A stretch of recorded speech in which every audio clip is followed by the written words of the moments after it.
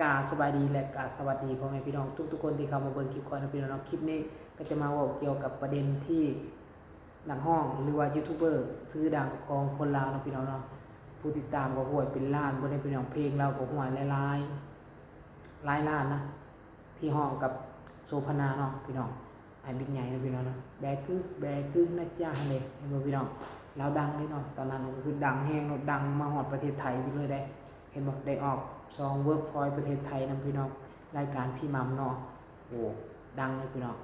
วันนี้เนาะเกิดกระแสดราม่าก็คือเราไปลินแคมป์คลองหรือว่าริมโค้งเนาะที่ประเทศลาวอยากเอารถไปปั่นลินหรือว่าอย่างสักอย่างนี่แหละเนาะพาลูกไปย่างลินหรือว่าพาลูกไปเดินเล่นเนาะแล้วก็เอารถทีไปเนาะมันแคมป์คลองมันจะมีน่าจะเป็นชวนสนุกคล้ายๆอยู่ประเทศไทยนะพี่น้องเนาะแล้วก็ปั่นจักรยานเด็กน้อยปั่นจักรยานเล่นนะพี่น้องรถทีมันจะมีไฟเนาะเด็กน้อยเขามัดไปเล่นนะพี่น้องวันนี้เวียดเล่นไล่นี้เนาะพี่น้องเวียดเล่นไล่คนลาวนี่ไล่ในห้องดังนี่เนาะไล่นี้ก็เจ้าก็เห็นบอกว่าอยู่เทียงกันโดนเติบเนาะอยู่เทียงกับคนเวียดโดนเติบแล้ววันนี้อยู่เทียงแล้วก็ตอนที่นั้นก็บ่ได้อัดคลิปเนาะพี่น้องบ่ได้อัดคลิปไว้เนาะเนื่องจากว่านั่งจะหูอย่างสักอย่างเนาะพี่น้องบ่ได้อัดคลิปไว้แล้วบัดนี้ไปเว้านะพี่น้องอัดคลิปไปเว้าอยู่ข้างนอกบัดนี้ตำรวจเห็นนะพี่น้องตำรวจก็เลยห้องไปห้องการเนาะห้องไปห้องการตำรวจไปสืบสวนสอบสวนว่าเป็นหยังเป็นจังได๋เนาะบ่ฮู้คือกันเนาะว่าในไปหาตำรวจแล้วก็บ่สามารถที่จะถ่ายอีหยังได้แล้วเนาะเนื่องจากว่าเข้าห้องการแล้วเนาะห้องการแล้วมันยากเด้คันว่าสิถือกล้องอีหยังไปในห้องการตำรวจนี่โอ้โหบ่ได้เลยเนาะเขามีป้ายแปะไว้เลยห้ามถ่ายรูปห้ามถือกล้องทุกชนิดเข้าไปเนาะประมาณนี้เนาะพี่น้องเนาะวันนี้แล้วก็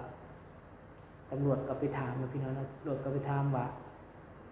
มีหลักฐานบ่มีหยังบ่อีหยังประมาณนี้แหละที่โอลมหรือว่าโตเถียงหรือว่าเวียดไรนี้หั่นนะแล้ว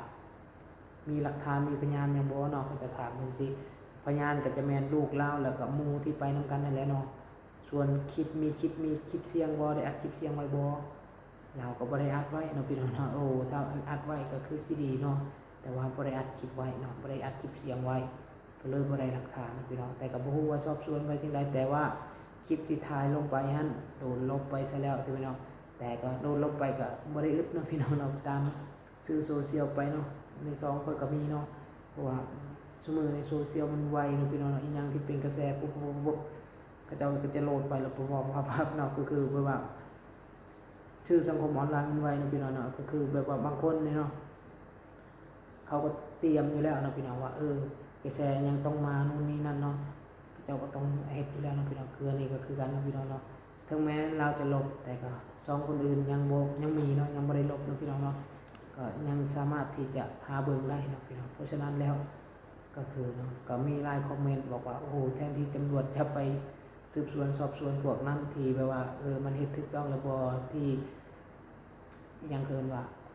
ดินลัดดินหลวงแต่ว่าห้ามเนาะห้ามเลยเนาะ1นี่เนาะเขาอาจจะ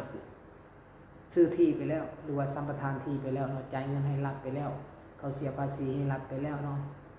เขาก็มีสิทธิ์ที่จะห้ามเนาะเนื่องจากว่าสมมุตินั่นเป็นคลองส่วนรวมก็จริงนะพี่น้องเป็นคลองรัฐว่าไงซะเนาะดินทุกพื้นที่เนาะว่าสิซะเป็นของรัฐเนาะถ้ารัฐจะยึดเอามื้อใดก็ได้เนาะเห็นบ่หลายคนเนาะพี่น้องเนาะรัฐยึดเอาแล้วให้จีนสัมปทานเนาะอยู่ไสยกตัวอย่างเนาะดินบ่อนใดที่มีทองมีหยังเนาะว่าสิซะมีเมืองทองหยังสักอย่างแถวหยังเคยเห็นข่าวก็แถวสารวัตรในสิซะเนาะแถวเซโปนสิซะแถวถืออีหยังเกิดว่าทางรถอีหยังต่างๆเนาะเขาก็จะเว้นคืนบางคนก็ได้เงินสดใสบางคนก็บ่ได้ก็หายไปเลยเนาะพี่น้องเนาะได้บ่ได้ก็ออกมาเว้าก็บ่ได้พี่น้องจักสิเฮ็ดจังได๋เนาะบ่แม่นว่าอยู่คือประเทศไทยนี่พี่น้องได้บ่ได้ก็อัดคลิปออกมาเว้านะในขอยกตัวอย่างอยู่ประเทศไทยนี่พี่น้องเพราะว่าเฮาเห็นนะเพราะว่าเฮาเห็นที่แบบว่าเขาเจ้าเขาจะบ่ได้รับความเป็นธรรมสื่อนี่เนาะในประเทศไทยนี่สามารถที่ชื่อเล็กชื่อน้อยชื่อใหญ่เนาะพี่น้องเราก็คือแบบว่าเขาเจ้ารับเฮ็ดทุกสิ่งทุกอย่างเนาะพี่น้องบ่มีภัยที่จะ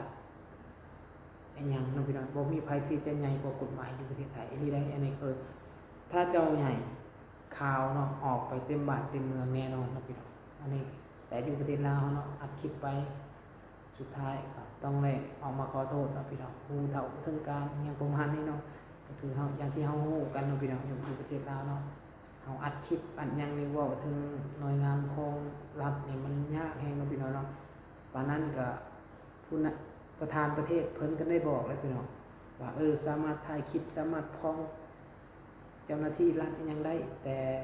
ในความเป็นจริงแล้วมันยากพี่น้องมันยากที่จะอยากจะจับกล้องแล้วไปถ่ายเจ้าหน้าที่ที่เฮ็ดผิดกฎหมายมันยากแฮงพี่น้องมันถ่ายบ่ได้แน่นอนเนาะถึงอาจจะอย่างเกินว่าอาจจะรัฐบาลบริษัทแต่หน่วยงานนั้นๆเขาก็อาจจะเก็บเจ้าได้นะพี่น้องนะเห็นบ่อย่างบางโมแคนั่นนี่บ่หายเลยนะพี่น้องเกิดอุบัติเหตุรถล้มเป็นจะได้เงียบค่ะมันเป็นจังซั่นให้อยู่ลาวเนาะผู้ใดที่เก่งผู้ใดที่อันนั้นเนาะอย่างเช่นซื้อเขียวนะเนาะซื้อเขียวนะซื้อคล้ายๆกับก้อยเลยเนาะแล้วก็โอ้โหเราไฟแห้งคือกันในตอนนั้นเนาะแต่ตอนนี้ก็บ่ฮู้อันนี้บ่ได้หมายความว่าเราเสียชีวิตแต่อย่างใดนะแต่ว่าเราหายไปแล้วบ่ฮู้เราไปไสนะพี่น้องอันนี้ก็บ่ฮู้คือกันเนาะเฮาก็บ่ฮู้ว่าเราไปไสหรือว่าเราบ่อยากลิ้นแล้วหรือมีคนยึดโทรศัพท์เราแล้วก็บ่ฮู้คือกันเนาะพี่น้องแต่ว่าเราก็หายตัวไปเนาะตอนนี้ก็เงียบไปเลยเนาะพี่น้องประมาณนี้นะอันนี้ก็คือกันถ้าอ้ายบิ๊กใหญ่เราบ่ยอมเนาะ1ต้องออกนอกประเทศเนาะอัน1ซีซั่นนะพี่น้องถ้าอยู่ในประเทศลาว1เลยเนาะเสียชีวิตแน่นอนถ้าเว้าบ่หยุดบ่หย่อนนะเว้าเกี่ยวกับรัฐอีหยังบ่หยุดบ่หย่อนเสียชีวิตแน่นอน 100% เนาะแต่ถ้า2ก็ยังมีชีวิตแต่มันยังบ่เว้าได้ก็ไปอยู่ต่างประเทศขอลี้ภัยอยู่ต่างประเทศซึ่งมันเขาบ่หนีอยู่แล้วนะพี่น้องเนาะซึ่งเขาบ่หนีอยู่แล้วเขาก็อาจจะลบคลิปดีกว่าเนาะลบคลิปบ่อยากวุ่นวายแล้วก็บ่อยากอีหยังต่างๆเนาะก็ปล่อยให้มันจบไปเนาะหรือว่าเดี๋ยวก็น่าจะปล่อยให้จบไปตามธรรมชาติเนาะพี่น้องเนาะเดี๋ยวก็จบไปบ่แม่นว่าอยู่ประเทศลาวในที่สืบสวนสอบสวนแถลงข่าวเป็นจังซั่นเป็นจังซี่อยู่ประเทศไทยนี่นะเขาจะบ่ได้เฮ็ดแบบนั้นเนาะพี่น้องอยู่ประเทศลาวข่าวอย่างต่างๆนี่ก็อาจจะเงียบเนาะพี่น้องเนาะหรืออาจจะโดนเนาะจนคนลืมพุ่นแหละจึงมาแถลงข่าวเนาะพี่น้องว่าเป็นจังซั่นจังซี่อย่างประมาณนี้นะอันนี้ก็คืออยู่ประเทศลาวเฮาเนาะพี่น้องเท่าที่เฮาเห็นเฮาอีหยังต่างๆเนาะเขาเจ้าก็จะเป็นแบบนี้เนาะบ่ฮู้นะการบริหารหรือว่าข้อกฎหมายมันต่างกันเนาะอยู่ประเทศไทยแบบนึงอยู่ประเทศลาวก็อาจจะใช้กฎหมายอีกแบบนึงเนาะพี่น้องเพราะฉะนั้นแล้วเฮาก็จะเทียบประเทศไทยบ่ได้นะพี่น้องเนื่องจากว่าประเทศเฮาเนาะก็คือยังว่ากันเลยเนาะประเทศเฮาก็เจ้าหลายๆคนก็บอกว่าคอมมิวนิสต์เนาะประเทศไทยก็เป็นประชาธิปไตยมีพระมหากษัตริย์เป็นพระมุขอีหยังประมาณนี้บ่เนาะถ้าผิดพลาดขออภัยนะพี่น้องนะกราบขอบคุณขอบใจทุกๆคนนะพี่น้องที่มาเบิ่งคลิปขอนะพี่น้องบ๊ายบายขอตัวไปนอนกันดึกแล้วนะพี่น้อง